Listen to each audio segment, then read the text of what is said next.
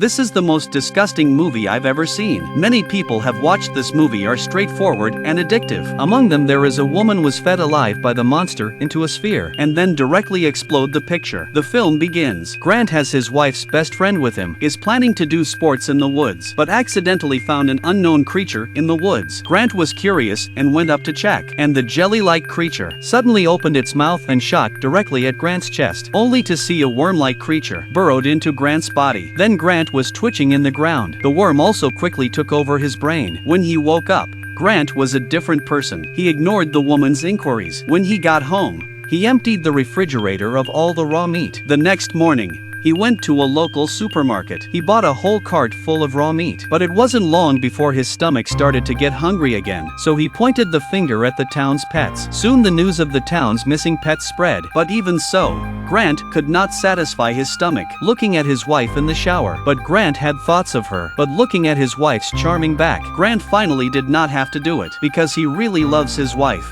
Sarah. Grant went to his best friend's house, hungry, looking at the baby lying in the stroller. Grant had a wicked idea that came to him. Then he turned his girlfriend into the mother of the breeding creature. Then he locked her up in a cabin in the woods. What happened to BFF was pretty bad. She was raised by Grant like a pig, just so he could breed more creatures like him. At the same time, Sarah also in the basement of her home, in the basement of her house, Sarah accidentally found the town's lost pets, but unfortunately, they had been gutted. Sarah rushed to call the police. Instead, Grant was found outside the window. He yelled at his wife like a madman. Sarah also noticed Grant outside the window, but she had just opened the door to escape. Instead, she crashed into Grant. Seeing his wife reveal his secret, Grant reached out from his stomach with 2 tentacles. He was about to turn his wife when the town's police arrived. Seeing that the police had ruined his good deed, Grant hissed like a madman. Then he fled the scene with his tentacles. The 2 police officers rushed out in pursuit, but there was no sign of Grant. The next few days, as usual,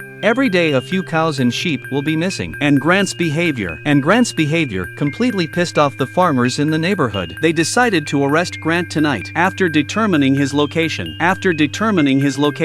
they all grabbed their guns and ammunition, preparing for the operation. The time soon came tonight. Sarah, worried about Grant's safety, also came along. While they were chatting, Grant was just as they thought he would be. He appeared at the location of the ambush, but he had evolved into a terrifying creature. Sarah couldn't help but go up to him. She tried to use her sincere feelings to convince Grant to go back with her to receive treatment, but Grant was no longer the same person. First, he cut the man in half. Then he quickly ran deep into the jungle. The crowd shot at him, but they still couldn't hit Grant. They could only follow the traces left behind and look deeper into the woods. Soon they found a small cabin in the woods, but as soon as they reached the door, they were disgusted by a foul smell. Curious, the men opened the door of the cabin, but the scene in front of them made them shocked. The woman was tricked into going to the deep forest. Within a few days, she was fed alive and turned into a ball. When the search and rescue team found her, the woman also asked with a disdainful face if she could be given a piece of rat meat on the ground, because no matter how much she ate, she would feel unusually hungry. The mayor of the town was disgusted by the scene in front of him. The town sheriff was kind enough to take her back for treatment, but unexpectedly, the woman's body suddenly began to shake violently. Then the surrounding skin began to tear open. Before the crowd could react, the woman's body exploded. Countless worms instantly swarmed directly into the mouth of people. Good thing the sheriff covered Sarah's mouth and nose in time. This is how she escaped death. But the rest of the team was not so lucky. One by one, the bugs were burrowed into the mouth and nose. Finally, only a few people survived, and the bugs were spreading fast to the town. Kelly, who was taking a shower, suddenly, the worms got into her mouth. She was able to pull the end of the bug in time, but her mind was filled with images of extraterrestrials fighting. Obviously these things are from outer space. Good thing Kylie came to her senses. She pulled the alien bug right out of her mouth and threw it out in a hurry. But her family wasn't so lucky. They were all attacked by the alien creatures. There was no way out. Kylie jumped off the balcony. Then she ran for the pickup truck, but she forgot her keys. The alien insects quickly surrounded her in the truck. Meanwhile, while Sarah was disposing of the bodies, but a strange scene occurred. The dead man, who should have been lying on the ground, actually stood up and talked to them in Grant's voice. Then one by one, The dead woke up, but they all became Grant's puppets. He threatened Sarah to give up resistance and conquer the planet with him. The policewoman at the side instinctively resisted, but she was spat directly on her face. Then the skin began to gradually ulcerate. The two of them saw this situation and ran away. Trapped in the car,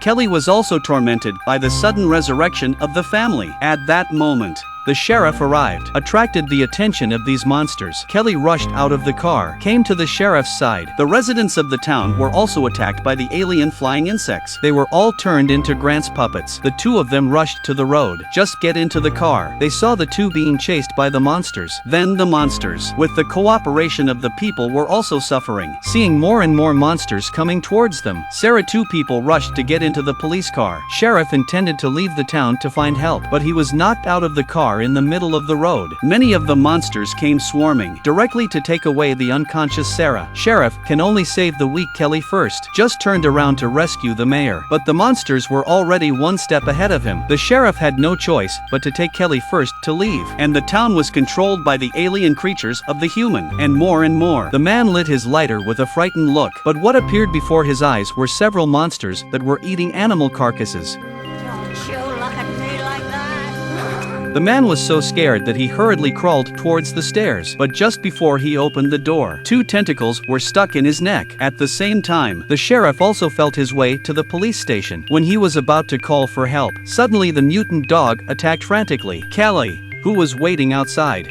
also heard the commotion, rushing over to save the unlucky sheriff. The two of them rummaged around the police station, only found a grenade left in the weapons cabinet, and this will be their only card to defeat Grant. And Sarah, who was taken by the monster, also woke up from her room. Only now she was dressed up in a sweet and beautiful way, and outside her door were all kinds of horrible noises. The windows of the room were boarded up. There was no way out. Sarah took the hairpin from the table and slowly walked out of the room. The walls were covered with sweet pictures of the two of them. The living room was still playing one of her favorite music. Only now Grant had evolved into a giant alien creature. Sarah also in a corner, and there was the ugly Grant. Sarah did not intend to run away. Instead, she apologized to Grant with a sincere face. Sarah, with her mouth full of words, succeeded in capturing Grant's heart again. Just as the two were about to have another sweet interaction, Sarah took out a hairpin from the bottom of the group, directly into Grant's aorta. This completely angered the nature of the alien monster, throwing tentacles and throwing Sarah out. At the same time, Sheriff and Kelly also quietly arrived outside the room, only to be discovered by the sudden appearance of the monster. Luckily,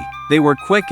They took care of the monster in an instant. The two just walked through the door and ran into the mutated mayor of the town, looked at his face sincerely begging for death. The sheriff also granted his wish. The two men confidently approached Grant, just before taking off the safety of the grenade. When a slap was sent flying, the two men hurriedly got down on the ground to look for it. But just as they picked up the grenade on the ground, the gigantic tentacle threw them off again. The grenade also fell into the pool and exploded. At this moment, the sheriff's heart was completely cold. The monsters outside also came to smell the wind. Kylie, who was watching the show, also by the sudden flight of the sofa knocked out. At this time Sarah also woke up from the coma, but it was too late. Grant reached out two tentacles, directly attacked the sheriff lying on the ground. Fortunately, he was quick to catch the other tentacle, quickly grabbed the other tentacle. The sheriff withstood the pain, the other tentacle into his side of the gas loo. The gas also entered Grant's body with the tentacle. Sensing that something was wrong, Grant hurriedly withdrew his tentacle. Unexpectedly, the sheriff was also dragged in with the tentacle. He immediately told Sarah to pick up the pistol on the ground, and then shot at Grant's body. After the two men looked at each other, Sarah did not hesitate to shoot and hit Grant, with the liquefied gas in the body was ignited. The whole picture also showed a full-screen mosaic.